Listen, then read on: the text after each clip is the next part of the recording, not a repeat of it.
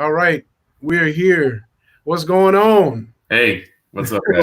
This is where I should have like one of those, the clapping machines where everybody's, Right. you know.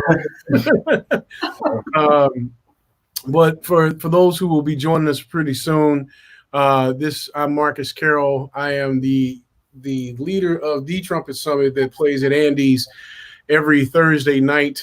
We've been there for it would have been our 8th year residency this year, but because of the COVID and the quarantine and whatnot, we are not there. So talking with Chris Chisholm and the family at Andy's, we came up with an idea of doing a kind of a quarantine conversation, meet the artist, discussion, and playing. So for those that are joining us, please drop some questions in the comments. If you got a comment, if you don't like it, that's cool too. You're not gonna like everything that you hear or see. That's what it is. I keep it real. But this is part 3 of a 4-part series. We've had some really amazing guest artists here in Chicago join us to kind of talk about what's going on in our lives as musicians, as people, as artists. We will be playing some music, so do not fret. That is also a big part of this, is being able to share what we're doing. Tonight in the studio with me, I've got Simon DeForo on saxophone, and we got some great guests here, Mr. Adam Thornburg, who is not only an amazing trombone player, but the dude is a killing trumpet player. We had him on the Trumpet Summit one week, and he's bad. Mm-hmm. Also got a chance to tour with Lincoln Center, if I'm not mistaken, which is that's a big feat, man, and then we got Chris Matson, tenor saxophonist, clarinet. I mean, you play everything. Not well. I just did tenor. You can count on me for tenor. All the rest of it, it depends on the day. Right. I've known Chris since DePaul days when I went to school, and Chris went off to New York and was out there for a while and came home. I think Chris is currently, Chris, well, let's go ahead and start off with this. The big thing is I want to make sure we kind of talk real quick about who we are, what we've been doing, just kind of make it a quick introduction. So why don't you tell folks, like what you were doing up until the COVID and what you're doing now, what project, things like that. Yeah. Well, first of all, Marques, thank you. It's an honor to be here with you. Like you said, I've known you for, honestly, 20 years now, right? Over 20 years. I think we met in 99 at DePaul. Yeah, that's right. It makes you feel old. But I've been, I have some college teaching work that I do. In fact, our other illustrious guest, Adam, over here, was my student. And I say that with huge air quotes, because I learned as much from him, I think, as he learned from me. But I used to teach at Northwestern in the Jazz Studies program, and for the past 6 or so years, I've been teaching at University of Illinois at Chicago, down in sort of the Greektown neighborhood, and in the Jazz Studies program. I was the interim director of Jazz Studies there for a year. And now I'm adjunct there. I'm also adjunct at UW Parkside up in Kenosha. I just try to stay active as a performer and a pedagogue and composer, and do all 3 of those things. Try to stay active in jazz. It's just what we all love, and I try to express that as best I can, I guess. Yeah, man, you do it well, brother. Yeah, good to have you. Adam, what about you, man? What's tell folks some of your background, what you've been doing. I moved to New York not long ago, and I played over there for a while, and then I came back briefly and moved down to Florida for a girl, and then I came back here, and now I'm performing here and there, and I'm walking dogs too, and I perform with a lot of people. Even right now, we've been busking and doing protest march bands and stuff like that.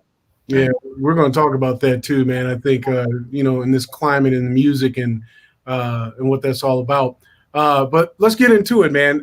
We're going to play. I'm going to start off. All right. Yeah. Play some musical chairs. So we were just working out a little chord thing. So I was digging on some Jay Dilla, and Jay Dilla has this. There's this chord progression. It's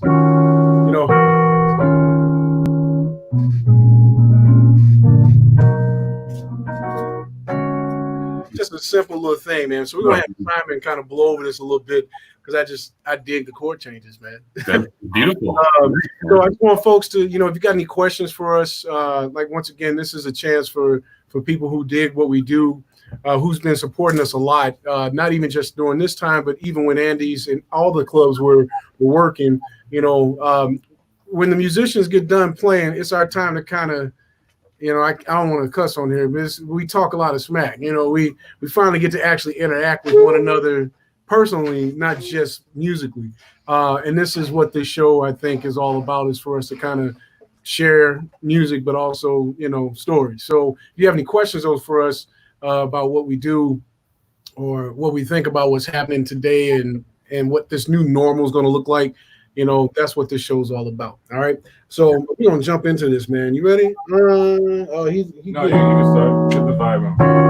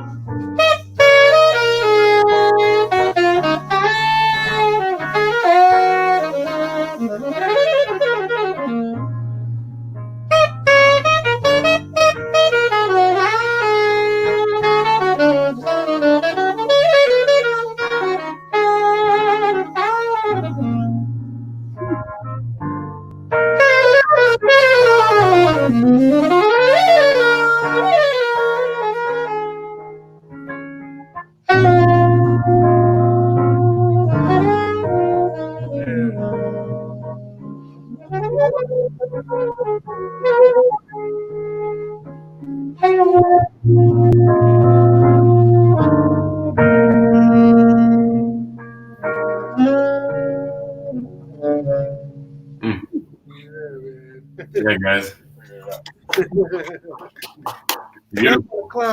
Crowd goes wild.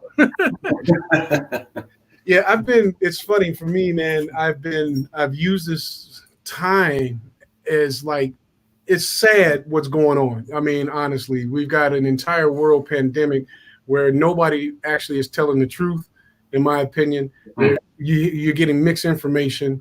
And then we're in phase 3 of getting back into society, and people are running around. I'm in Bucktown, man. Everybody's in the bars, man. Having a great time. Folks in Florida, cases have doubled. I mean, it's in Arizona. I'm like, what are we doing? It's scary, and at the same time, this is the most opportune time to look at yourself, to look at society, and to also kind of reinvent not just yourself, but like, man, as a musician, it was like overnight. You had all these gigs lined up, everything. You're like, man, I'm about to head to this gig tomorrow. It was like, no, you're not. It's going to open up in a couple weeks. No, it's not. And boom, all the festivals are going, all the gigs are going. And it's like, as an artist, man, we do this because we love. I don't want to take up the whole talk, but like, I really believe we do this because we love doing it, and at the same time, we do it because it's our livelihood financially as well. Yeah. And I've used this time personally saying, okay, man, if there's no quote unquote gigs happening, what am I going to do? And what skill sets do I have that I can use to forge musically, but also outside of music? So I got Logic Pro, started working on writing beats, started working on just trying to understanding that program and building out a studio to do recordings from home. and picked up some jobs that way also. I was like, all right, man, I like writing music. What else could I be doing? So it's like figuring out how to write for film, figuring out how to write for commercials and all those types of things, that folks are not thinking about. And then also thinking about how to market. Musicians don't market well at all. Musicians, and my girlfriend, she's in tech.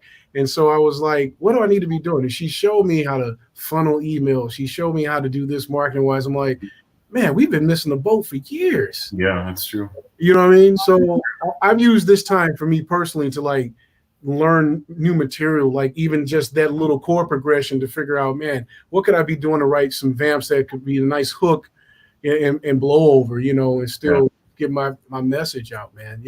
That's really cool, Marques. I mean, you're actually not the first person I've heard talk about Logic, because I can count at least two others in my head of our friends, of people we know, that have downloaded that program and that are working with that. And yeah, I might be pretty close behind you there, because I think it seems to be like it's something that everyone is kind of doing nowadays, and it serves so many purposes.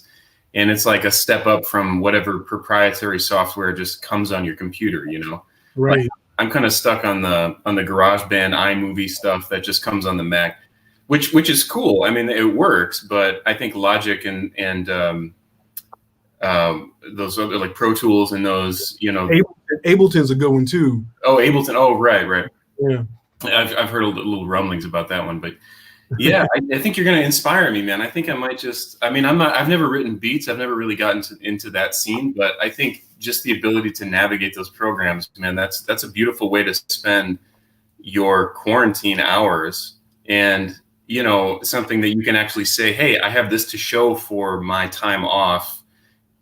I think that it just is going to keep us sane, because if you feel like, man, I don't know about you guys, but it's a daily struggle to fight off feelings of, depression and not playing with everyone and, just being isolated. And even if you have a family, it's like, well, you're not playing with anyone. So yeah, it's just a way to feel, I think that's a really cool thing that you're doing, man. And so good for you. I might be behind you on that one pretty soon. Man, I'll tell you this, man, before Adam, you might want to say something. Sure. It's like, I felt like a dinosaur. I mean, I can't lie. I'm 42. And I'm happy about that. But I'm like, man, what are the younger people who are big on technology and music doing? And then once again, I'm not going to sit and lie about it. I don't use the term jazz anymore. I just don't. I call it Black American music. I would say I'm like a Nicholas Payton disciple when it comes to that, a Mingus disciple, a Monk disciple, a Miles disciple, an Ellington disciple. Yeah, right. Gentlemen who we love so much that was part of this creation, never called it that. And so I'm not trying to knock what people, what they enjoy calling it, but I'm like, man, all the music that we enjoy listening to today in Western culture in America, man, is blues and jazz influence. You can't have rock and roll without it. You can't have R&B, funk, soul, hip hop. None of it does not exist. It does not exist. The ability to improvise. And that's the one thing as artists that we're improvisers. We get on that stage and we learn these skill sets to be able to have conversation with sound and improvise and tell a story. And we also have to be able to improvise in this time right now. Because if we don't, we lose. That's when that depression and all those other things set in. Yeah. And so I've chosen to go that route, but I've also done some other things too. So Adam, what have you kind of got to, man? Well, speaking about technology and filmmaking, writing for film, before this whole pandemic thing, my girlfriend, she was a filmmaker, and I found out there's a ton of work for that, but I don't have any of the skills. You basically need to know how to use Logic. And so I'd always have to outsource to Paul Badal, who's a great film writer. He's actually killing, and great piano player. Mm-hmm.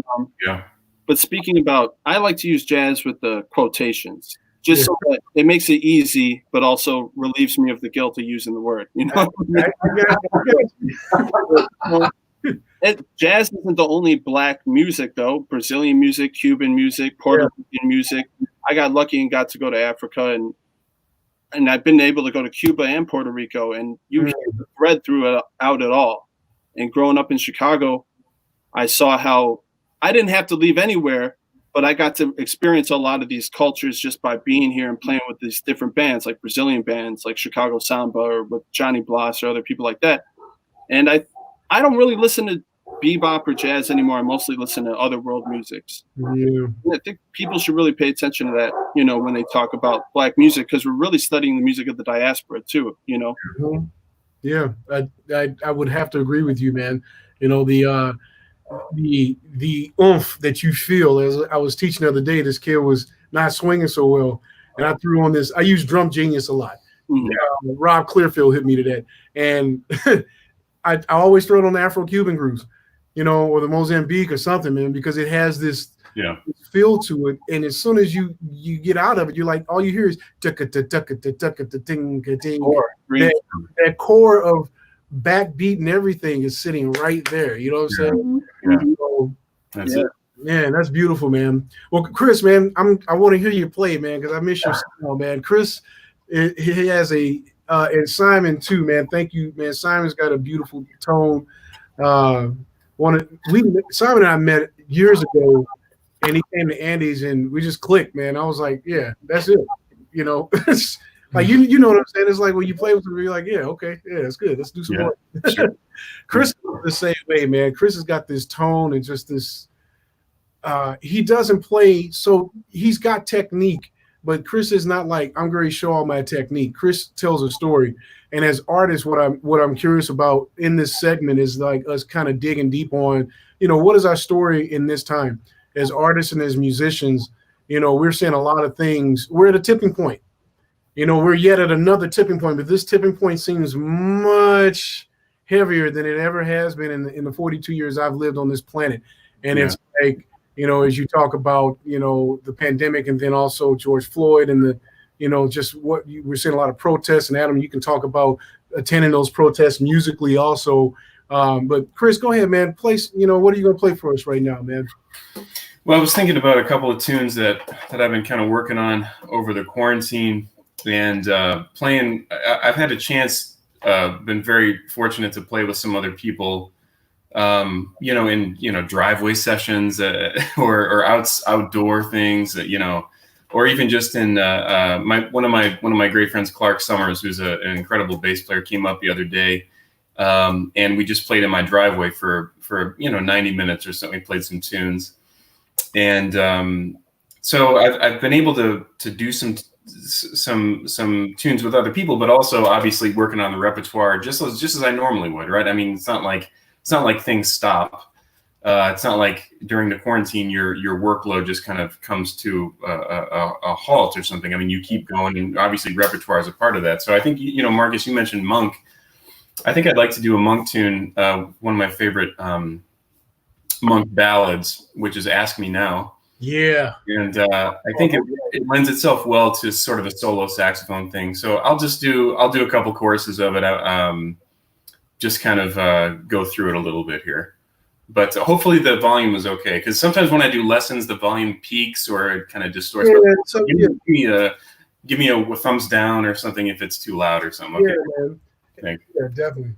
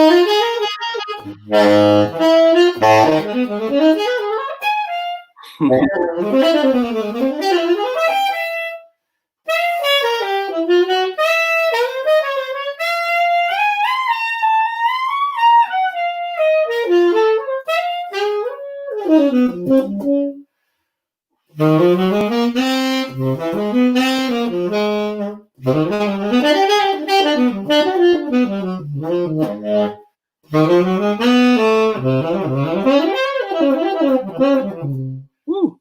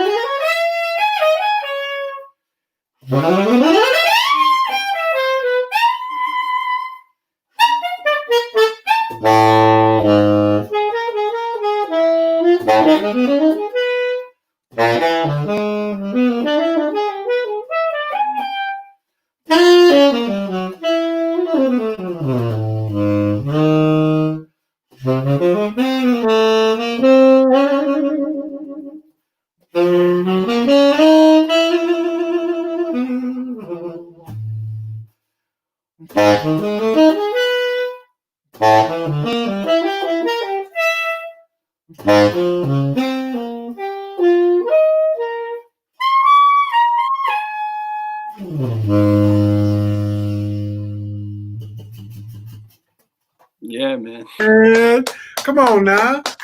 Thank you, guys. One of my favorite. Oh man, what you doing? It's one of my favorite tunes. It's a great tune. Doing, Right? man, come on, man. Damn. Thank you. That's the man. Woo. That's music, man. Thank you, man. That's like, you know, man, I can't even put into words for real, man. It's just like the feeling, man. That's you know, that's what's missing. We had a conversation about this our last session, and it was I got into education in music, and I'm not dark on higher education with this music, but I am. I've got 2 degrees in this, man. You know, and you know what I mean. I studied. I'm lucky. I'm kind of lucky. I got a chance to hang with Clark Terry as a young guy and study with him just a little bit. Yeah. Fortunate to play with some heavy cats as much as you guys have, and we've all been in school, and we go back to get that paper because it's to help us in our career. But as we see it, you know, the young people that are coming out can't play that way yet because there's experience that has to go along with that. You know what I'm saying? You got to be a daddy, man, and be like, you know, have a couple of kids and a mortgage is due. You know, you got to be in, you know, another country and got number 2 cents in your pocket. You know what I'm saying? Like, I mean, honestly, bro, it's like and if we want to even go deeper, it's like you gotta, with the guys and the women that we enjoyed listening to from the past, man. They like, I look at Mingus, man. I love Mingus. I am like, I listen to his music even more now because of what's going on in Nina Simone and Max Roach, man. I'm like, man, there's so much just like anger and so much frustration with what was happening to them as Black people at that time that's in there playing. And I can hear from you that there's, and maybe I'm wrong, but I hear that there's like just this passion for not only just that melody, but maybe even for what Monk, what he stood for. Yeah. Well, I appreciate it, man. Thank you. I mean, I definitely feel the passion, and a lot. I've sort of been told over the years, you play with a lot of passion, and it's just something that comes naturally to me, and it helps when you love the music, but it helps even more when you sort of dig deeper into the composers and the players, So I think I definitely feel an affinity for Monk's music, and I resonate with it, Yeah. And I can never obviously understand what it's like to be Black in America, but it's the closest I think that we can come is studying Black art and Black music and trying to sort of make sense of it.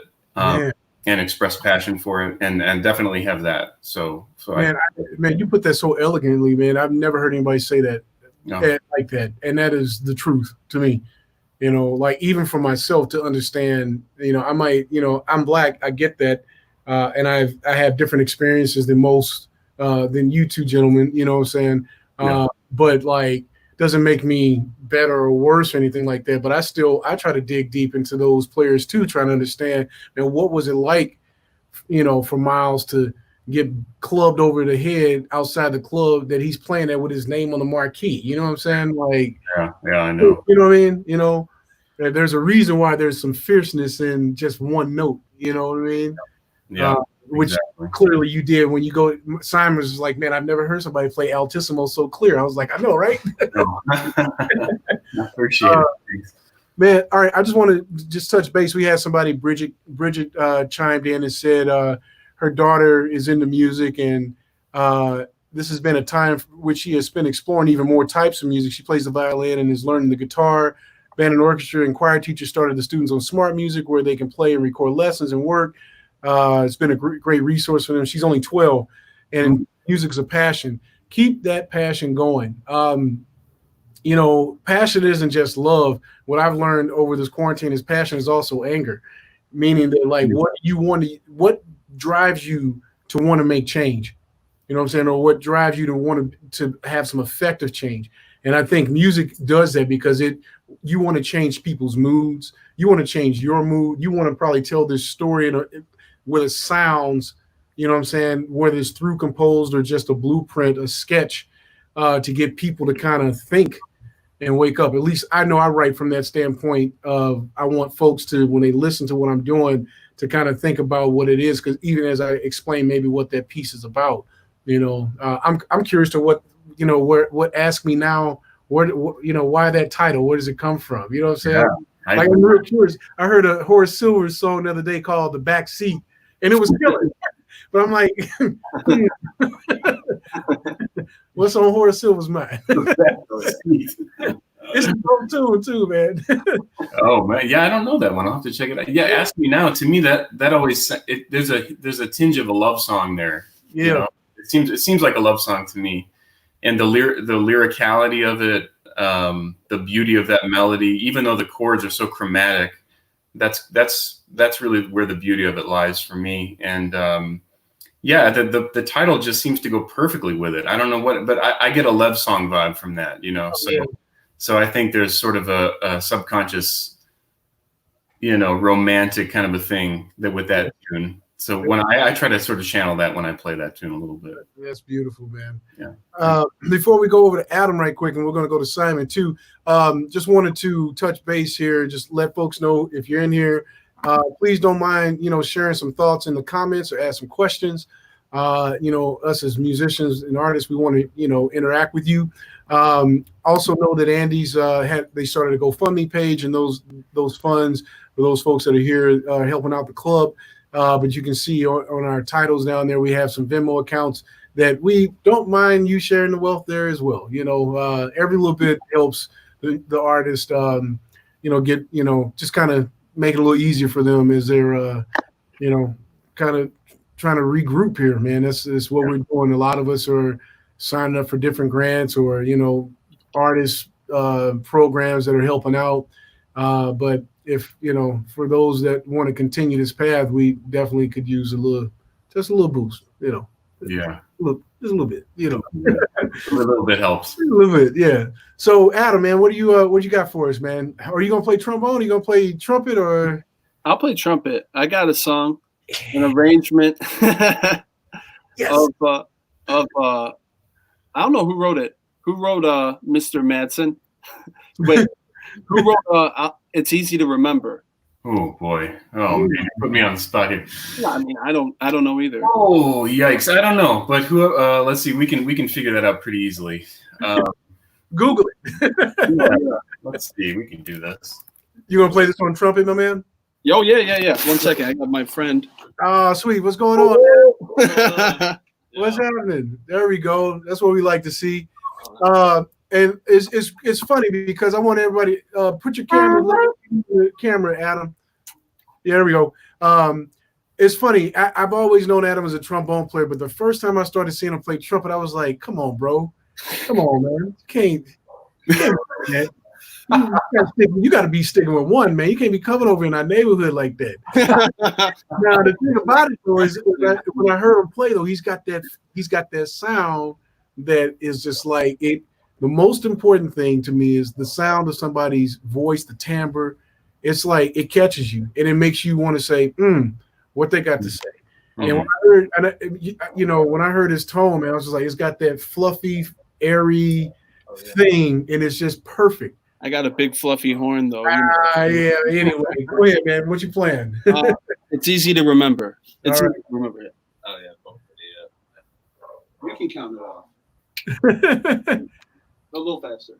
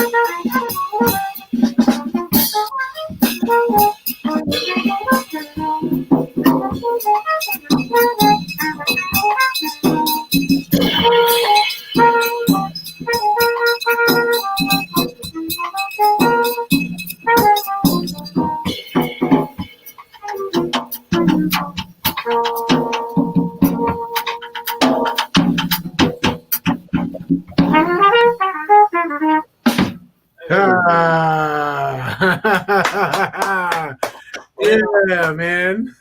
Thank Dude, man. Beautiful, man. Bro, Man, Don from Jacksonville, Florida, man. Thank you so much for tuning in again. We appreciate that, man. He says, best program yet. You can hear us all clearly, man. We keep trying. That's the whole point, man.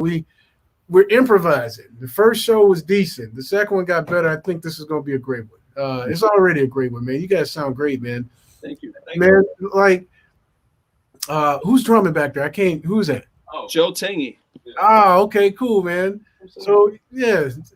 Joe, what's going on, man? I hate the fact last week, man, we had Adrian Ruiz, and he was just kind of like, yeah, he was just there, man. This is everybody. This involves every musician in the world. Honestly, it's not just Chicago, man. I mean, like I keep in touch with the homies out in New York. Keon and my buddy Chris Johnson. You talk about a great writer for film. Chris Johnson is honestly.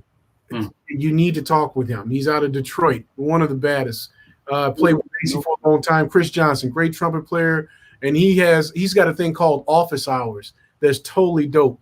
So if you want to get your finale chops and stuff up, but nice. I want to make sure everybody gets involved on this, man, because it's important that I think musicians need to collaborate, not even just musically, because we've lost that platform by being stuck at home, and everybody's kind of afraid to be like, hey, you want to hang out? And it's like, yeah, man, like last Wednesday, man, like I said, we had the guys over on the patio, and like I said earlier, man, my neighbors all came out, man. They were just like, this is great. We got a concert going on. I was like, for me, it was great to just read through some original music that I've been working on, but just like to play tunes with folks, man, to like, for all purposes, talk a bunch of smack about whatever, drink and, and drink. And we had a great time, man, So, Joe, what's going on with you, man? Like, how are you adapting to just this? I've been playing a lot of piano.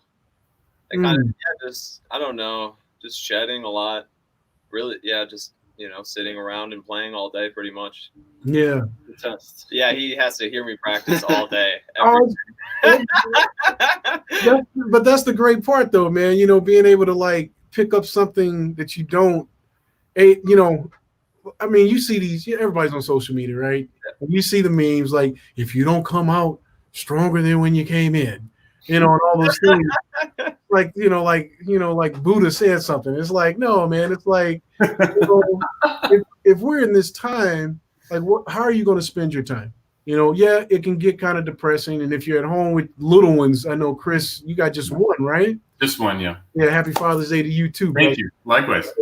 Yeah. You guys anybody else have kids? Yeah, okay. Not that you know of. Oh man. But it's a lot when you're even if you're just with roommates, it's a lot being kind of, in that same space, man. You kind of need like a little bit of a break. But I've been using that time to like work on those other things, not just Logic, but piano, choosing to dive in. All that stuff that I didn't work on when I was in college, I'm like, yeah, we're going to work on this monk. We're going to work on this, learning these bird tunes. I'm like keeping the Omni book. Like, man, I need to get my butt together. Like, I feel weak. So I make these small challenges with my buddy who plays a lot of classical music, and so I give him one jazz tune a week, and he gives me one classical A tune. We got to send it back and forth. To, just kind of keep each other accountable, which is kind of cool too. That's such a great idea, man. Yeah. That's a great way to spend your time. Bro, he gave me some hard shit too, man. I was like, oh, dude, I can't really work on this, man. I don't play classical music like I used to. Well, next, you should send him Countdown as the next. I'm gonna send him Giant Steps. I know he's gonna get whooped. So it's all good. So I wanted to let Simon get in on this too, man. He's not my muse or anything. He's a talented cat. Simon's he's actually French, which I was like, man, you straight from France? I was like, all right. But he grew up in New York. Yep. Yeah. So go ahead, man. Like, tell folks what your thing. Yeah. I've lived in Chicago for 6 years. From New York originally, and when I got to Chicago, I didn't know that many people, so I went to jam sessions and stuff like most people do. That's kind of how I met Marques early on. And then, I was composing and put my own group together. And when I write, it's kind of a little more like groove-based music. And then I formed a group called Das Sit, which is like a hip-hop jazz group in Chicago. Played in another few bands, Tomorrow People, which was a group by Paris Fleming, dope trumpet player, also kind of jazzy hip-hop. I'm in a few just groups like that. So kind of got a little out of the straight ahead scene. Mm-hmm. But obviously it's, like Marques was saying, this is all part of Black American music. And so it's all part of what I love and play. And I went back to New York for a couple months in the beginning of this whole lockdown thing to see family. And then I got back a few weeks ago, and it's been nice to just like reconnect with some friends. Marques is in the neighborhood now, so that's why I've been kind of like crashing these little sessions every week. And musically, like when I was in New York at first, I wasn't like doing too much, but otherwise, like, I've been trying to take advantage of the time to learn some new tunes, practice piano, and kind of compose. And it's been on my list for like 2 years to download Ableton and get my own mic and interface and do that whole thing. But I'm still got to buy the stuff. So, but that's kind of my story. Hey, Simon, Keith Harris is in Das Sit, right? Yeah.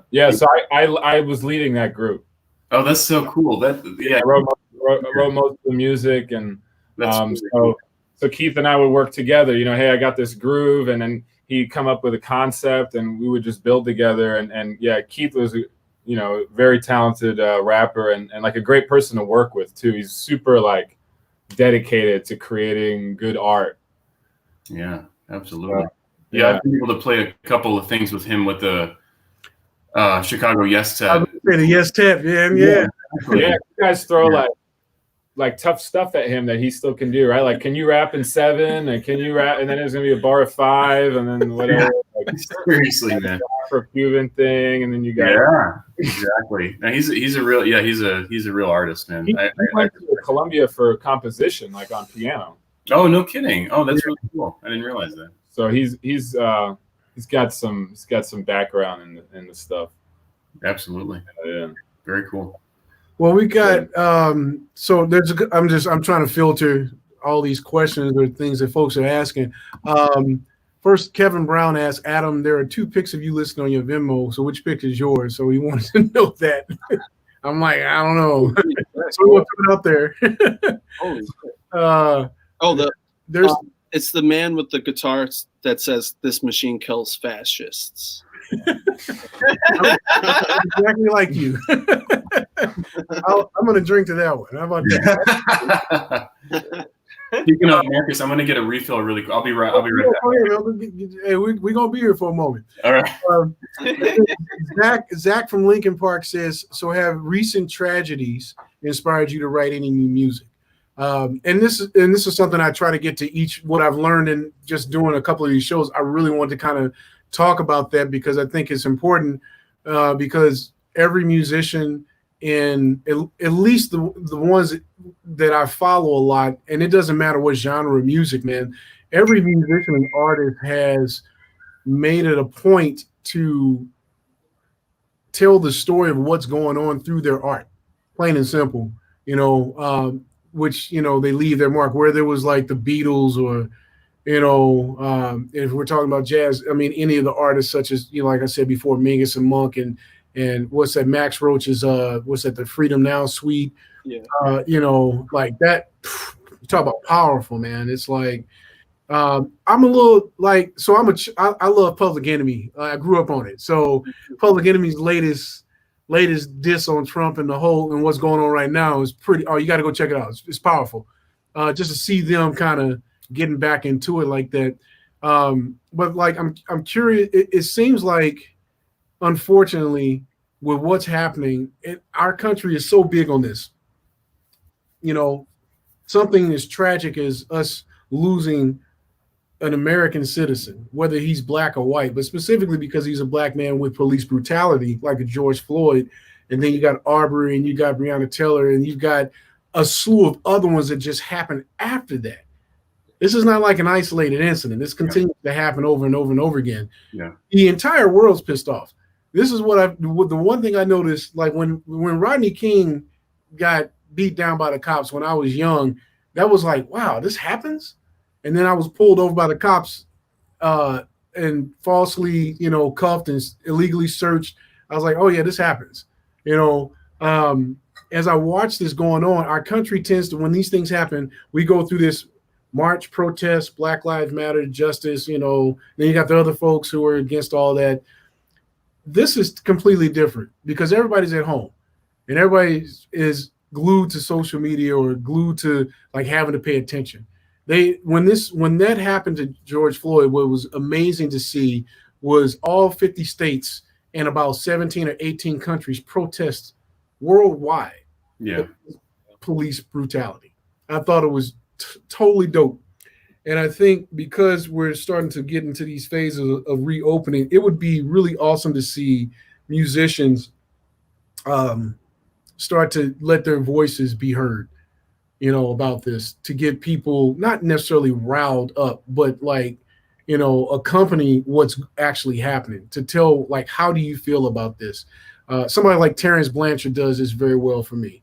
Like, he's a very thoughtful artist when it comes to that. Ambrose, and I know I'm thinking trumpet players, but these guys I listen to the most do this pretty well. So have you guys, you can talk about how you feel about what's happening. You can talk about what you've been doing to affect change, or you can talk about the projects, or if you've been moved to write music. I've been moved to write tons of pieces that kind of, each one tells a story about something. To the best of my ability, just because I get so enraged and angered. And it's like, a friend of mine, her son, I mentioned before, their son was killed the other day, young man, 21 maybe, gunned down, street violence. It's just like, it just keeps happening. And it's tough to deal with, man. It's really, I think being Black is really tough, because we see it happening to kind of to us. My daughter, who's 10, is just like, why does this keep happening? And I got to explain that to a 10-year-old child, a young Black woman at 10. Like, okay, how do I don't want to sugarcoat it, but I got to be able to explain it to her so she can have some clarity and let her get her voice out, because she's got an opinion too. She's just like, she said today, she's like, they just want to get on the police force because, they want to just do what they want to do. And I was like, man, you are very aware, aren't you? Yeah. So I don't want folks to kind of, who are watching be like, man, this is where we're going. Yeah, we're going to go there because folks need to kind of, I think this is what music is about. We see it and we do something about it the best way we can musically. So are you guys moved by what's happening? Because that was one of the questions, are you written or inspired to write anything that goes with what's happening? Personally, for me, I've been angry. Yeah. So I feel like this actually, for me, has not been that different of a time for me. I've been working every day, and I've been furious with Chicago. See, for me, this is not something that I did not know happened. It's something I knew happened because I went to a school where it was known for producing a lot of police. And that means my friends' dads were cops. That means I got to see a lot of dirty stuff from a young age, basically. So I was not surprised. I'm not surprised. I've been pissed off about how Chicago's been going for a long time, basically. But to affect change, we both have been playing protest marches. We've been playing in public. Yeah. That's very important. If you don't have a stage, you can make your own stage. You don't have to listen to nobody. You can make your own stage and go. I want to do protest concerts in public parks, where it could be safe, but also like bring a bunch of people together and show unity. We live right by Lori Lightfoot's house. We could do it right at the square. Oh yeah. Wow. By there every day. Yeah. So stuff like, and then take put out donation buckets and give the money to charities and bail bond, to get people out and continue the protests. That's what I. Yeah. Man, that's heavy, bro. That's I wish more of our musician friends would be, thinking on that same level. Everybody's waiting for the phone call for the gig. Yeah, right. Some folks I've talked to, they're just like, yeah, I'm just kind of waiting it out. I'm like, for what? What are you waiting out? Waiting for Nobody's calling. Nobody's calling, bro. You look like Charlie Brown in The Great Pumpkin. You know what I'm saying? I play trombone, so you know how that goes. Oh, you started playing trumpet. Yeah, exactly. That's right. What about you, Chris? I mean, is there anything have you been influenced to write anything? It's hard because I know a lot of us are just like, it's hard just to get up to practice. Right? Yeah. Yes. Right. Like, I don't know, man. Like, not, how do I get this out? Yeah, I have had a consistent practice schedule. I will say that I haven't been writing. I've sort of taken a break from writing over the quarantine, to be totally honest. It's not that I haven't been inspired by recent events or moved by what's happening. It's just that I haven't chosen to express that through writing. We went to I live in frankly, a very the lily whitest perhaps of all the lily white suburbs. I love it up here, but it's very not diverse. And so my wife and I have a responsibility to let our child know the reality of what he sees every day versus what's actually happening in the rest of the country and in Chicago, which is, just a few minutes away. So we did have a Black Lives Matter protest. We brought him to a couple weekends ago, and it's difficult. He's only 6, so I'm not sure how much of this stuff is really sinking in. But I just let him know that there are people with darker skin than us who are experiencing very hard times right now, and they have been for a long time, and it's up to us to make sure that doesn't happen anymore. So we're going to do what we can, and one thing we can do is go to this protest. But I'm actually reminded, we all lived through the Iraq war invasion of 2003. Remember that? And do you remember how many people were up in arms about that? Do you remember, but before we even entered the country, before we even invaded, there was all this no war. Before the war started, there was all this no war, prevent the war, all this stuff. And I was just entering grad school at that point. And I remember thinking to myself, why isn't there more protest music in jazz? Like, what happened to... Thank you. You know what I mean? What happened to, like you said, the Freedom Now Suite, Max Roach? What happened to the Charlie Hayden Liberation Orchestra, right? What happened to music like that? Mm-hmm. Mingus, all the stuff that Mingus wrote, you mentioned him too, Marques, but I was thinking, like, why isn't that happening? And it kind of, you saw a couple of things pop up here and there back then, but now I feel like with this new sentiment, I really do feel that there's a sea change, and I think we are going to get a lot more. I mean, even during this quarantine, I feel like people are writing music that sort of encapsulates this experience. And I definitely plan to do that too. As soon as I, maybe when this whole thing is over, I can find the motivation to put it down on paper. But I really hope that that the jazz musicians or, Black American musicians, however you want to phrase it, find it inspiring to create music that is a reflection of our time. I mean, look at all the 1960s protest music, even outside of what's called jazz, right? Even look at the soul and the rock music from that time and how much protest music there was. We can have that again. Yeah. This can be our defining time in the early 2020s to say, I was a part of that, to tell our kids and our grandkids, I was a part of this. I made music that reflected that time, and I think it's going to be a really specific thing that we all live through. So I hope that we're able to, as American improvising musicians, to be able to reflect that. I hope that we come out of it that way. Man, that's well said, bro. Thank you. Man, this is why I love doing this platform, man. I think it's important that we're all honest with just ourselves, I think, first, and then as a collective, and we're not going to, the one thing I never claim is that I don't want folks agreeing with one another just to be agreeing. Like there should be, you know what I'm saying? If you don't believe that, that's, you know, that's your opinion, and we should be able to respect that as human beings, man. But I think all in all, we can all see that there's some things that are not happening. Yeah, So, yeah, absolutely. collectively, you know what I'm saying?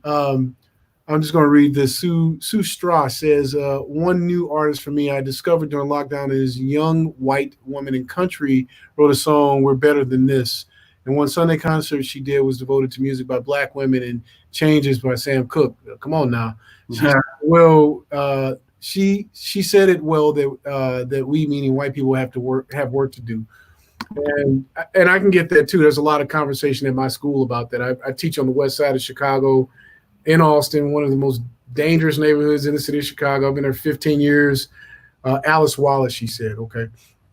And, you know, I'm in a school where I've kind of been the only Black person there for a long time. And we've started to grow in numbers finally, but like, it's still not enough. And we're sitting now together as an institution discussing our institution. You know what I mean? And it's heavy, man. I'm on a Black affinity group. I'm sitting on the diversity, equity, inclusions hiring group. Wow. I set out to start I'm starting a business right now that will bring like kind of life coaching to young Black men aged 13 to 18. I'm putting that together. Like I use this time to kind of work on some things that I'm passionate about. This, not just music, to work on that piece, you know, for myself. But yeah, man, I've been writing a lot. I wrote a tune. I don't have titles for any of the things that I write. But this one instance, I wrote a piece that the image I have is of a mom basically having to come see a Black woman having to see her son who's dead, of course, you know, from the streets, and understanding that at the end of all of this, there will be some resolve. I'm very optimistic that we are not, as a human race right now in this country, we're all fighting together right now for the first time.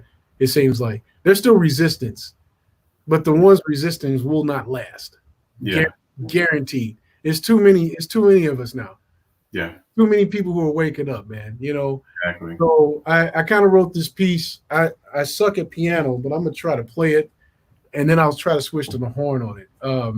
You sound good to me so far, man. Yeah, right. Okay. Together on there. But at the end of it, it goes to like the brighter sound of it is the resolve for me, you know.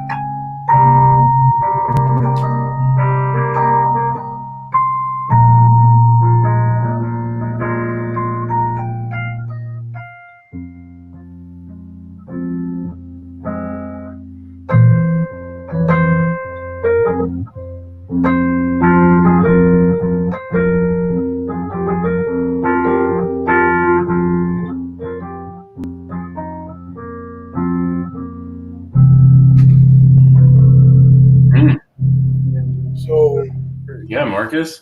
The whole melody when you play it, man.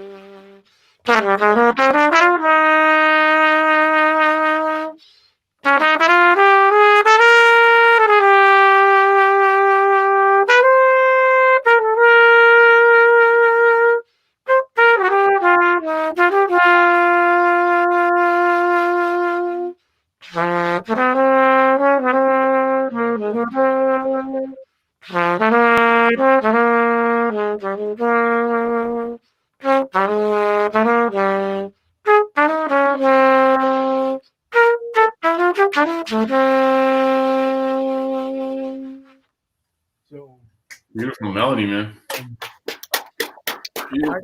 I can't. Thank you, man. It's like I can't wait to hear it with the whole band. You know what I mean? I Yeah. sit at home and I sit with Logic, and I'm like, let me see what that sounds like. I put it together. I'm like, that's cool. It's different when you get people. Yeah. Plus, to like interpret, you know, the harmony or just the nuance of somebody's tone, you know. But yeah, that melody came strong first, almost before the chords did. But it's just like it just sits to me. I feel like the whole thing up front is kind of like this kind of drum, kind of like a marching this woman to her kid, like almost like it's a, you know, like like one of those New Orleans marches when you hear St. James Infirmary, you know what I mean? Yeah. And but at the end of it, it's like she knows that, you know, he didn't die in vain. You know what I'm saying? It's just like, those are the things I'm trying to put into music right now, man. It's like, because I see it and it's like, what else can I do, man? It's, you know? Yeah. I mean, you know, my wife was asking me the other day, kind of along those same lines, because I teach a jazz history survey course at UIC, which is basically a class for non-musicians, you know. It's a gen ed class. And so as much as I want to geek out on the musical aspects of it and the technical theoretical aspects of it, and nobody really appreciates that, you know what I mean? Nobody really cares that this tune is, you know, has this interesting chord progression, or like right. It doesn't register. So you know, yeah, right. So so you have to find ways to sort of penetrate that non-musician mindset, and you have to sort of take yourself out of this world that we inhabit all the time, which is kind of geeking out, you know, really, really hard on this music. And especially now in this climate, I think it's really important to emphasize the social aspects of the history of the music. And I definitely think that I'm going to be in the curriculum. I think I'm going to be focusing probably, we already talk about obviously Fables of Faubus, you know, from Mingus. I mean, that was the first one, right? That was basically the first protest or political jazz song that we really know of anyway, that I can think of anyway. Right.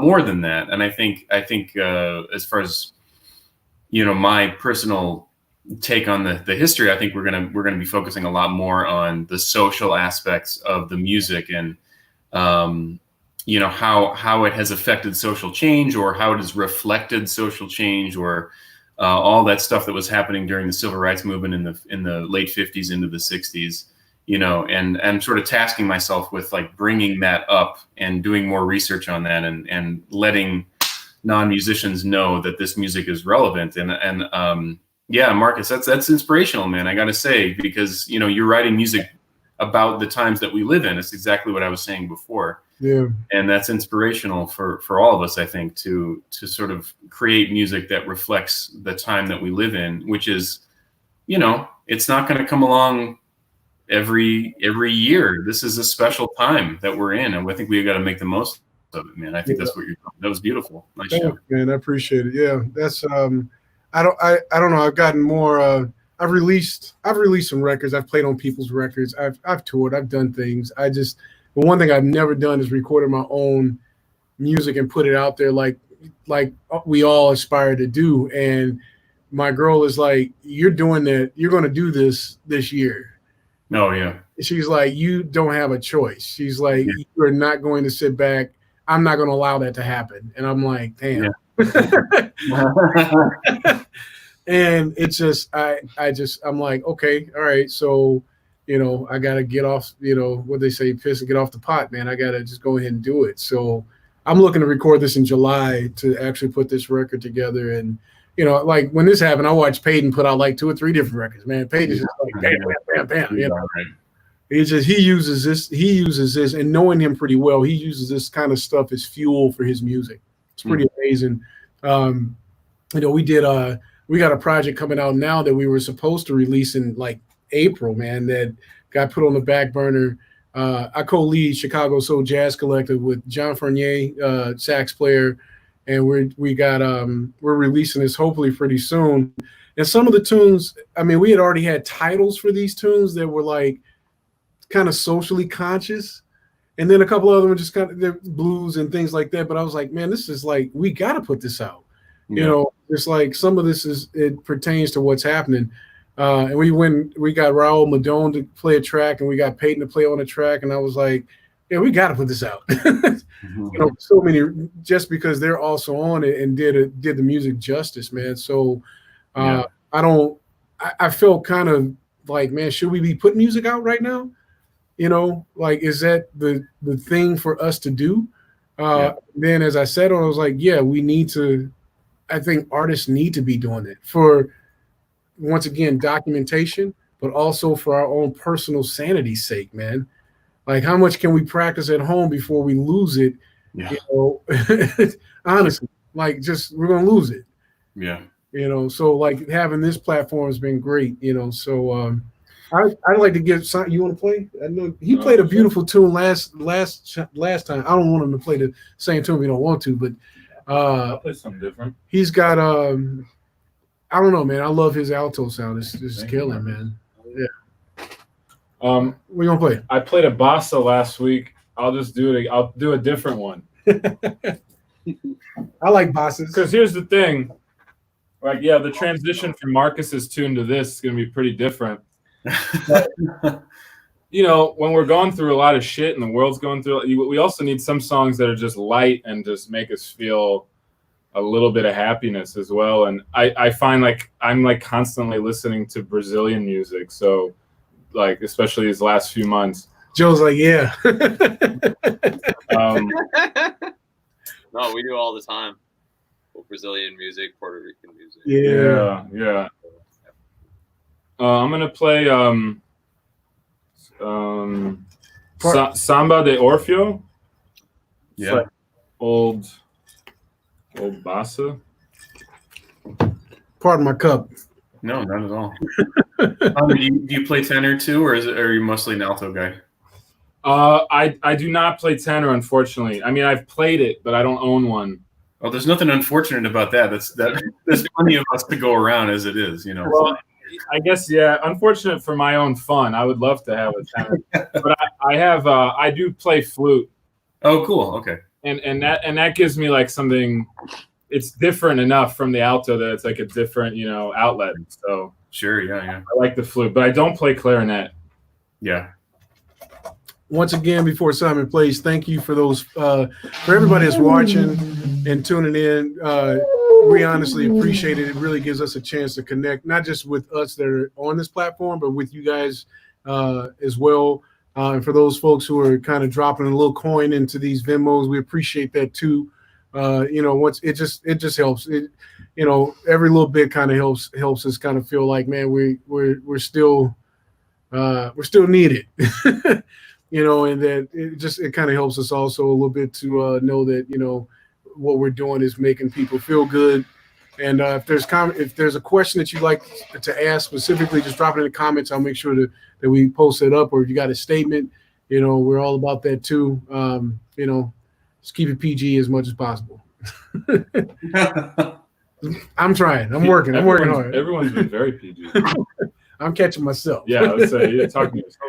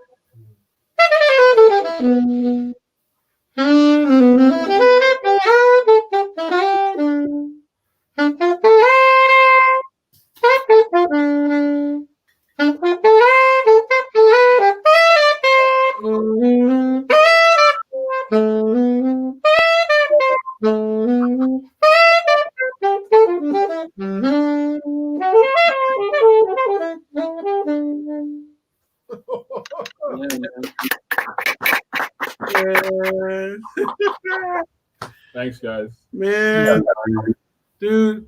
I just realized my ligature was completely loose. Like my reed is literally about to come off. So I think I ended that song like right in time.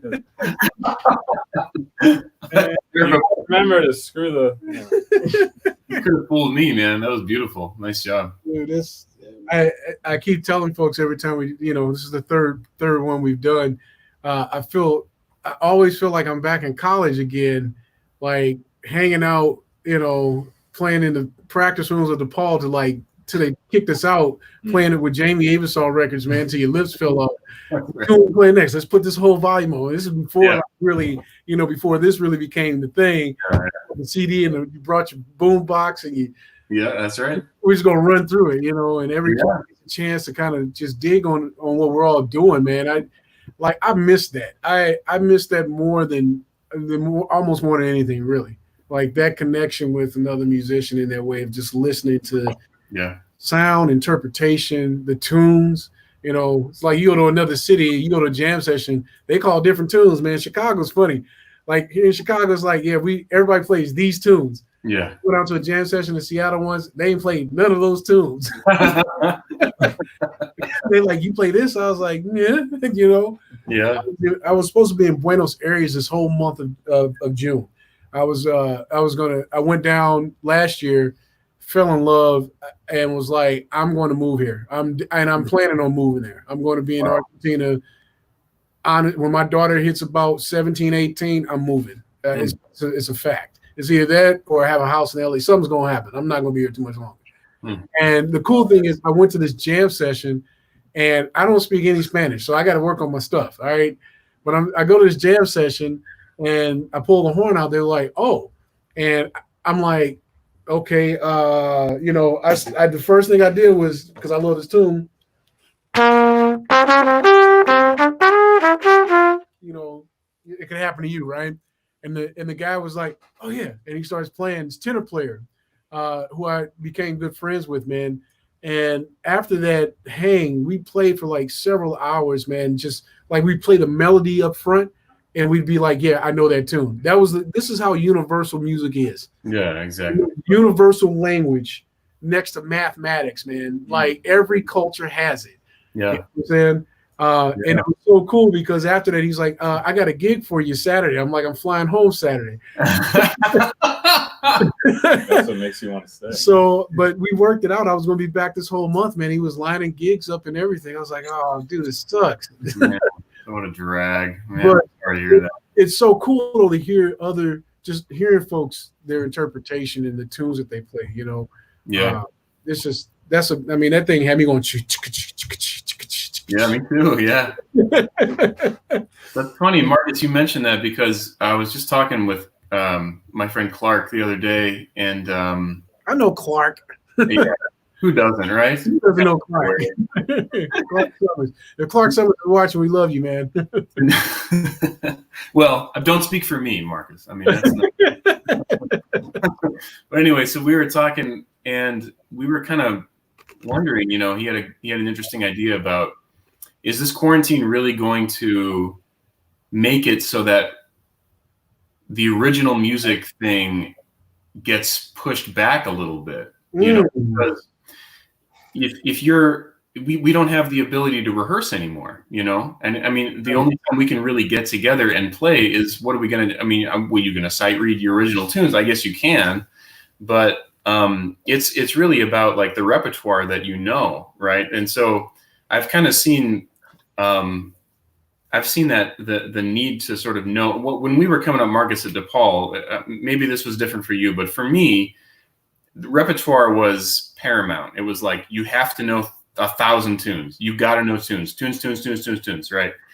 And not just like Horace Silver or Wayne tunes. Like they got to be American songbook tunes, like the one Adam played, right? You got to know American songbook tunes, and I've kind of seen that sort of fall by the wayside a little bit as time goes on. And I think a lot of maybe players that are coming out of university are thinking more about original music first and foremost, and you know, putting that together and getting those bands together. And I don't think there's anything wrong with it. I think that's a great thing to do also. But since we're all stuck at home, and since we don't have the ability to rehearse and play with each other, you know what I mean? I'm going to interrupt. Preach. I'm just thinking maybe that repertoire is going to make a comeback. And you know, because like Marcus, when you go to Buenos Aires, you got to know some tunes, right? I mean, you what are you going to do? You go to sit in a jam session, you have to know repertoire. You got to know these tunes. And the more tunes you know, the better. And I think I hope that's not a neglected part of jazz education now. Well, it is. And to be perfectly honest, man, I'm going to say that it is. I have watched, I mean, you do as much judging and master classes and clinics as I do, and you see it.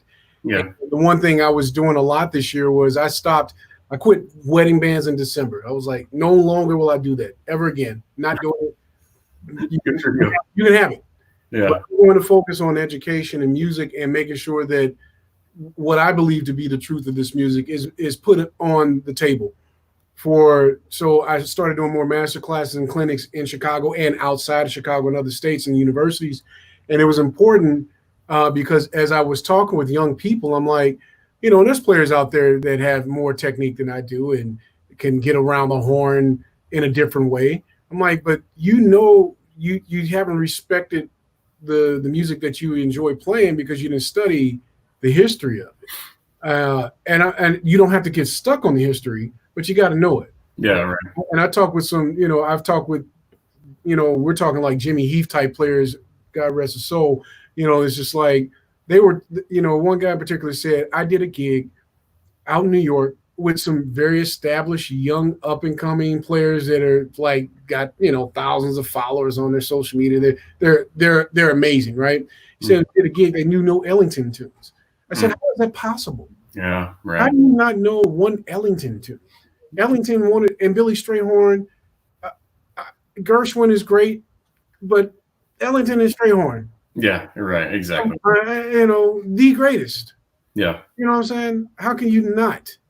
Come on, man. Yeah.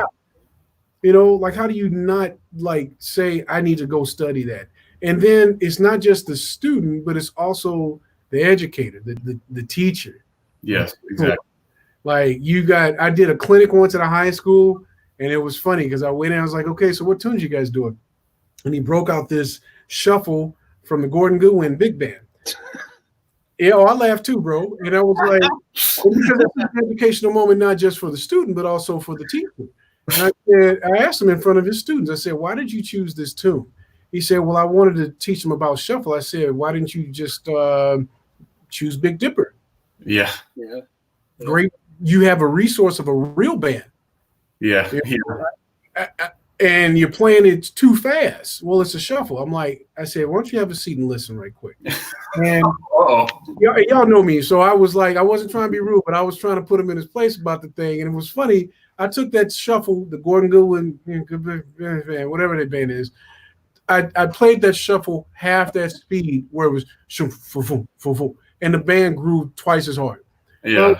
I wouldn't have picked that tune. And that type of education, unfortunately, man, it's like too many people go to college to learn jazz music and to be a jazz player. Then they come out here with this jazz, and they have no essence, no sustenance behind it because they didn't take the time to, as you said, and I agree with you, is like learn this music, man, properly. Because if you want to call it what it is, the music wasn't taught in school to begin with. You know what I'm saying? You learn that on the bandstand, or you went and practice with somebody and learn how to play your instrument, and then you studied records. You know what I'm saying? Like, God, David Baker, I'm sure was a wonderful human being. But man, you brought that music to the universities and messed it up because everybody saw that model and was like, hey, let's do this on a grand scale. Yeah. As years have gone by, we've lost integrity with the music, so to speak, because everybody wants to go to school to be a jazz musician. Now, where's it going to get you right now in the pandemic? Yeah, that's what I'm trying to say. Exactly. Yeah, exactly right. The repertoire might be the savior, for all of us, just speaking that language. I mean, when we get back together, finally, when this is all over, we're just going to have to play tunes with each other. That's the only common language we're going to be able to speak. The blues. Yes. Play the blues, play tunes. And that's it. That's all we're really going to have. Man, go play with Zeke, man. Go play with Isaiah. Isaiah is notorious for this. Like when he came over, I was like, I brought out my charts, because I'm like, I'm using them. I want to hear my music that I just wrote. He's like, oh, sheets. I was like, oh, you want to play some tunes? So we played through a couple of my pieces and it was great. But then we got in, we played Moose to Mooch, which kicked my butt, just that head alone. And then Tommy's been on this thermal kick, Oh my God. I'm like, come on, Freddie, like. It's like as close as you can get to Blakey in Chicago. What'd you say? He's as close as you can get to Blakey in Chicago. Oh, dude, yes. Yeah, exactly. Honestly, yeah, So, man, well, I can go as long as you guys want, man. I'd love to hear you play some more, man. Chris, you got another tune you want to showcase, and then Adam and Joey, you guys got something else too that'd be nice. Sure. Yeah. So I guess I'll do this tune that I've been learning during quarantine. I've been spending a lot of time with it. It's a Woody Shaw tune. It's from that record, right? I thought that might get you going. Oh, hold on. By the way, how many more tats you got, bro? I haven't had any more recently. They're just the standard arm, just the standard. Look at you, man! You got the whole sleeve. Oh wow! Look at you. I got to keep up with you, man. You passed me by. I was doing good for a while, then I saw what you was doing. I was like, I got to step up. I think we need to get everyone else on this train too. It's you and I are leading the way, and no one else is really. Come on, guys, let's go. GoFundMe to cover our bodies in tattoos. I think. All right. Well, suit yourself. What's the name of this Woody Shaw tune, man? It's called The Moon Train. Oh, come on, bro. Yeah, right. It's from Unity. From that record. Larry Young, man. That's a great record, bro. Man, it's a great record. I love it. It's a great. Every tune on there is a classic. Everyone just plays their butt off. Mm-hmm. Incredible record. And I don't know why I've had this tune stuck in my head for a while. I was just singing it to myself, and I'm like, you know what? I don't know that tune. I got to learn that one. So I learned it. I'll just play a little bit for you. Man, go ahead, get into it, man. Yeah. Let's see where we go.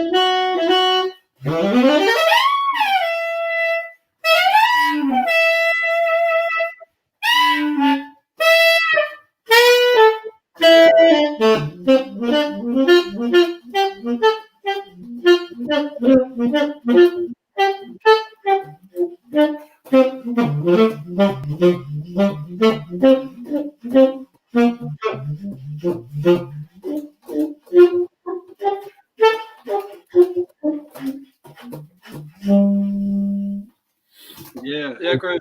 Man, come on now. Come on. So So, more work on that one. I appreciate you listening, though. dude, I got two things to say about that. First is I brought that tune in to Bob Lark at DePaul when I was working in my undergrad. I was like, I want to work on this tune because I was just getting into this record. Yeah. And and he was like, he was about it, but he wasn't. I was like, come on, man, let's play this tune. Because we all know him. So I was like, man, yeah. You know. But other than that, man, you need to make a solo record, man. No. I'm being dead serious, man. Like let's do a duo record together. I'm trying to record this cat too this summer, man. Like, man, that is dope. Like, Thank you. Your time and that little vamp at the end. That was dope. Man, appreciate it. Thanks. You know what? Solo record is a good idea. It's a good way to save a lot of money, right? Yeah. You don't have to pay anybody else. Right? Hey, listen, man. Peyton doing it. I asked him about it when he went to his trio. You know, I played keys and the trumpet at the same time, and everybody's like, "Man, that's just a gimmick," or, you know, why is he doing it? I'm like, man, it's the coolest thing in the world because you get to voice how you want to voice, and you know, you ain't got to worry about another piano player messing up your shit. You know, it's like I mean, he produced like the majority of the music that I'm watching him put out right now. I mean, that dude's laying it down. He can play drums great. He played upright bass. Like, he sat in with us at Andy's one night when he came to town, and he played trumpet on. It was funny. He played trumpet on EGAD, off that McBride record that we have. I had a chart on, and then right when he put his horn away, we played Drifting. As soon as he heard that, he came back to the stage and took the first solo. And then when he got done with that, he went back and started playing bass. And he's just, God, man, come like, on. Man, he did that with Roy, man, when he's in New York, man. Before Roy passed, him and Roy started hanging out. You saw him hang more than anything, which was really dope to see. Wow. And with the Zinc Bar, man, and he's sitting there playing bass. Roy's playing trumpet. He's playing piano. Roy's playing trumpet. He's playing drums. Roy's playing trumpet. I'm like, this dude. So a lot of the stuff he's producing is like he's playing everything. Yeah, that's amazing. Man. You know, it's just, it is, man. I mean, one thing I want to get a drum set in this space because I love playing at school when I'm playing with the kids. I'm like, oh yeah, I sound great with these kids, but if you put me in a real situation, I can't do what you do, Joe. I'm sorry, man. It's a different kind of thing when you're playing with the students, right? Oh, big time, man. Yeah. Man, all right, Adam, what you guys, man, it was beautiful. That's actually one of my favorite tunes also, man. I love that tune. I appreciate it. Yeah, me too. I love it. It's a great record, man. What you guys playing, Adam? What y'all gonna play? I don't know. Let's just play rhythm changes. We'll just blow on some rhythm changes for y'all. That's great. Never say just the blues or just rhythm changes. Yeah. Well, you're right, but yeah. That's one of my pet peeves, man, when come up and they want to sit in with the band. And, you know, the Trumpet Summit is notorious for like having a full-on first set and letting folks come in a little bit later on and sit in. And Cat comes up, he's like, well, let's just play a blues. I'm like, well, why don't you just sit down? Because this music, man, people die for this music, man. You just can't say just a blues, man. Come on. Absolutely, I agree. Like, you know, have some respect for the folks who, you know, made melodies, man, out of those rhythm changes, you know, or melodies out those blues. I'm not talking about you. I'm just saying, like, it just came up for me. I was like, why people just say just the blues or just this? Because it has so much meaning behind it. Mm-hmm. Absolutely. Scrapple from the apple. Here we go. All right, count it off. What do you want? Pretty fast. All right. You want to play trumpet again, huh? Yeah. Oh, he's a great trumpet player, man.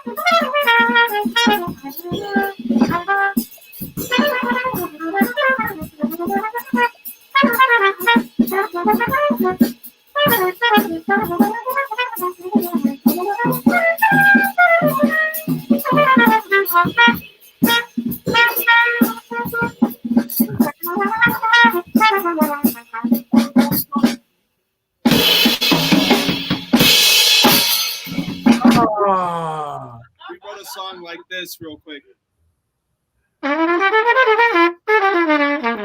Fuck Donald Trump. Oh.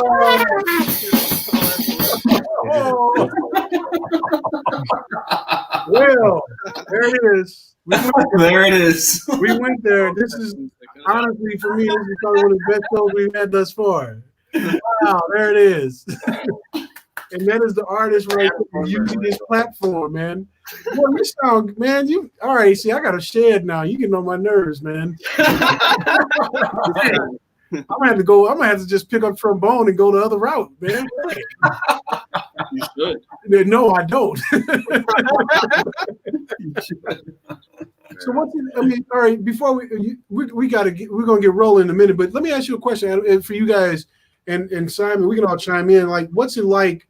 You know, because you live with other musicians or not? You did beforehand. I have a roommate, but I tend to like living with a roommate who works a 9 to 5 because then I get the house to myself during the day, and when he comes home, I head out. You know? Yeah. All right. So I've actually, you know, changed my opinion on that. I mean, if you're living with a great, like you guys seem to have a really cool thing where you get to play together and this and that, but otherwise it can be kind of nice if there's only the 2-bedroom to have someone who's not a musician live with you and have opposite schedules. Yeah. What about you, Adam? You guys have been living together for how long now? Not long, but we've been playing together for like 8 years. Yeah, so you guys knew each other. That's when I was 23. okay. Yeah.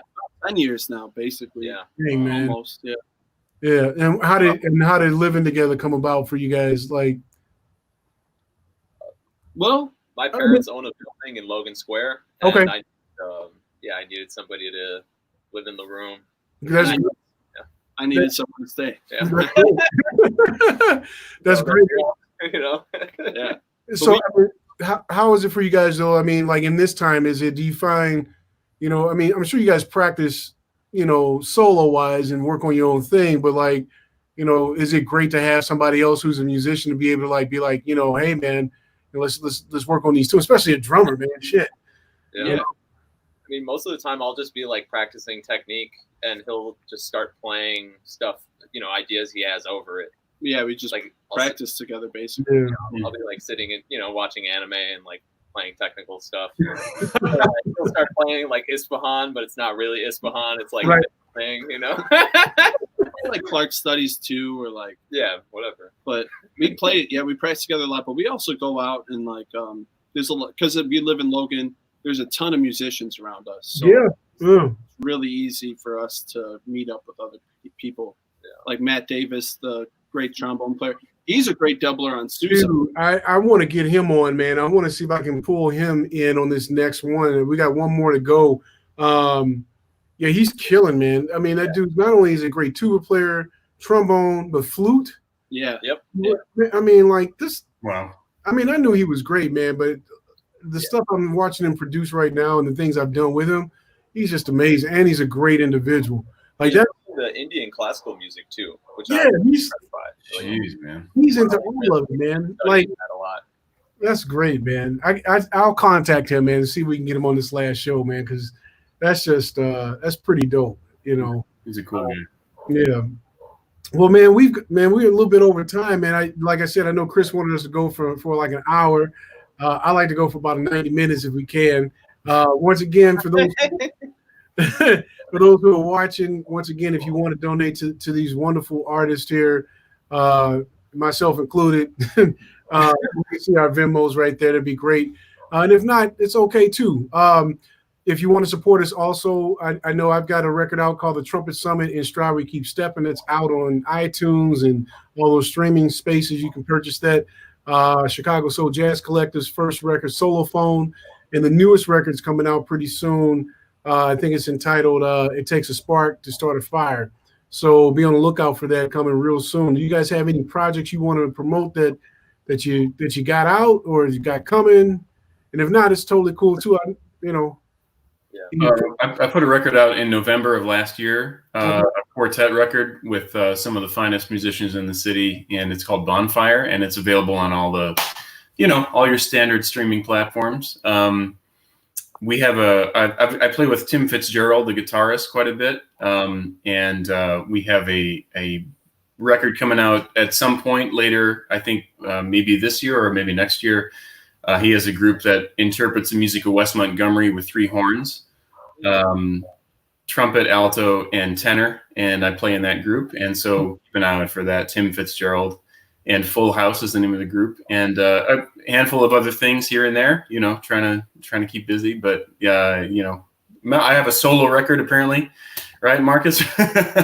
Coming up at some point, maybe we'll see. But yeah, that's it. Oh, and Adam and I, we play in this really fun group called the Six Senses with Michael Benning, who's a upstanding young citizen in the Chicago scene. The bass player. Exactly. Yeah. Yeah. So we play together in that group. Probably be recording at some point, I would imagine, with them. I hope, anyway. Okay. You also have a band I played with a couple of times. Kings of the Lobby. Yeah. Yeah. Kings of the Lobby. Yeah, that's my funk group. Tell folks about that band, because it's I love the concept. Oh, thank you. Yeah. So we take Kings of the Lobby. We take pop and rock and soul music from the 70s through the 90s, and then I arrange it sort of in like a jazz funk kind of a manner. And it's got normally it has trumpet and tenor on the front line. Marcus, you played with us before, and guitar, keyboard, bass, drums, and then 2 horns. And so that's my funk group. And yeah, we've got a record out too. Self-titled, and that came out a couple of years ago. So yeah, check that out too. If you're into that kind of music, that would be right up your alley. Cool. All right. What about Adam? You guys got anything? Nothing? Okay. Now, yeah. My dog's going crazy upstairs. Simon, what do you got going on? You got anything that you have out or you want to promote? The main thing I have out is the band Das It that I was talking about before. So that album, it's a full album. It's called What a Year. It came out the end of last year. And the band's called Das It, DASSIT. It's on all streaming platforms. Jazz, like hip hop jazz group. And then I've got a bunch of things that are actually about to come out in the next few months with a band called New Context that I'm a part of. We've got an EP coming out soon, and I'm also making some songs with a producer that'll be kind of like more of a hip hop R&B project. So you guys can follow me on social media, and that's where I'll release stuff and announce stuff. Just Simon, last name Dufour, Dufour, on Facebook and Instagram and stuff. That Das It record is killing too. There's one track in particular. There's 2 tracks actually I dig a lot. One that was to our bassist that we lost, and then he's got Gil Costa on there too, singing on Brazil. So it's actually a pretty dope record, man. I think if you're into, like Guru Jazzmatazz from back in the day with Donald Byrd on it type thing, it's got that vibe, man. It's dope. What a Year, it's called. Every year, the title makes more and more sense because every year gets crazier and crazier. So. Yeah, right. 2019 was a great year compared to now. Yeah, 2020 hit everybody in the jugular, man. Everybody was like, and this is what's funny. I've never lived my life by resolutions and it's going to be my year. I've never been that way. And I'm just curious about folks who start off the year with like, I'm going to lose weight. I'm going to do this, and this is going to be my year. And I'm like, man, the 2020 just kicked you right in the middle of the junk, man. Like, what you going to do, Yeah. I've actually lost a little weight. That's great. You look at this guy over here. Losing weight during the pandemic. Unheard of. Not this brother. Me neither. I'm stable. There you go. Well, I'm gonna play one blues. Just a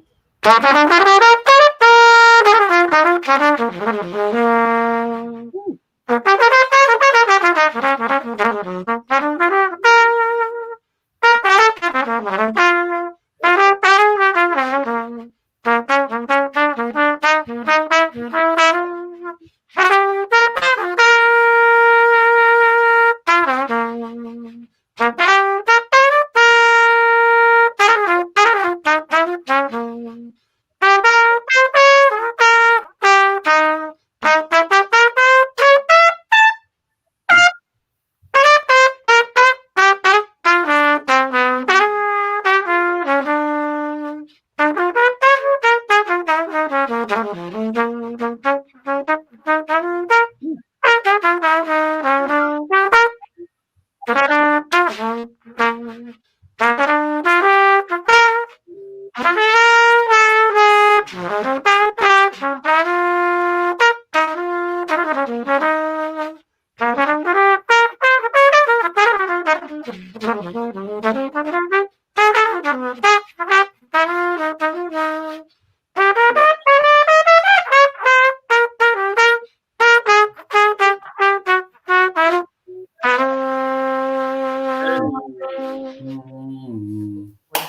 man.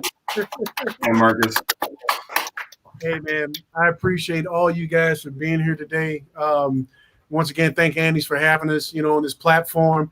Kevin Brown, thanks for the great show. No, man, thank you. And yeah, happy Father's Day for everybody who is a dad, everybody who mentors young people, for people who are godfathers, who are uncles. I mean, it's important, man, to have to celebrate us because, we do some stuff too, man. Men will not admit, honestly, this is one thing I will say. Men will not admit that they need that type of kind of like an accolade or like a pat on the back or show emotion. And I'll tell you this, my daughter has softened me to the core. Chris has known me for quite some time, so he knows. And Adam kind of knows me, and Simon knows me a lot too. But like, it's shout out to those folk, for the men out here who are dads, man, because it's a beautiful job to be a parent and to be able to help a young person develop and allow them to be this great person that they, that you get to watch grow up, man. My daughter's 10. I'm just like, man, you are just unbelievable. Like it's a trip. It is a trip. I'm telling you, I thought I was gonna have a son. I got a daughter. I'm like, oh, bro, where's my FOI card? Where? But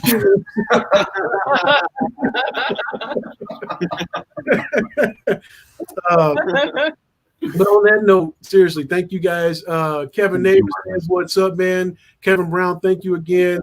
For being here. Kevin Brown's been here 3 weeks now, and we appreciate that.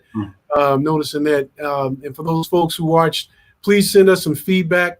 If you want to send me some direct feedback, you can hit me at mcarroll78@mac.com, or you can just hit Andy's website and drop them some feedback. We'd love to hear what you liked about it, what you didn't like about it, or if you have a question or whatnot, or want to get in touch with the musicians to hire them to come play a private event for you, because I know for a fact folks are looking to play. All right. So other than that, man, you guys please just stay sane, stay connected, keep reaching out, man. I think it's important, and keep practicing and playing and writing music, man. That's what we do. Yeah. Yeah. Thank you, Marcus. Thank you so much, man. Much love to you guys. All right. And Adam, when I see you next, man, I want to see some tattoos now. But actually, I'll be in touch with you too. When the next session we have, I'll see how we can get everybody. I can't have a ton of folks. I don't want to cause no coronavirus, spread. But I can at least back in the back, we have enough room to spread out to maybe up to about 7 or 8 people. So next session we have, I'll put a shout out to see if we can get some guys. I want to try to do like a Wednesday night series from the patio. Oh, nice. That'd be great. All right. Yeah. Oh, yeah. So we can go to about maybe 9 o'clock. I think we went to about 9:30 last week. Oh, nice. So, yeah. All right. So I'll keep you guys posted on it. I think I want to do a Wednesday night series from the patio through the summer. Awesome. Yeah. Right. Awesome. Yeah. Thanks, Marcus. All right, guys. Love you, man. I'll see you guys soon. Have a great night. Take care, man. See ya. Love you guys. Good night.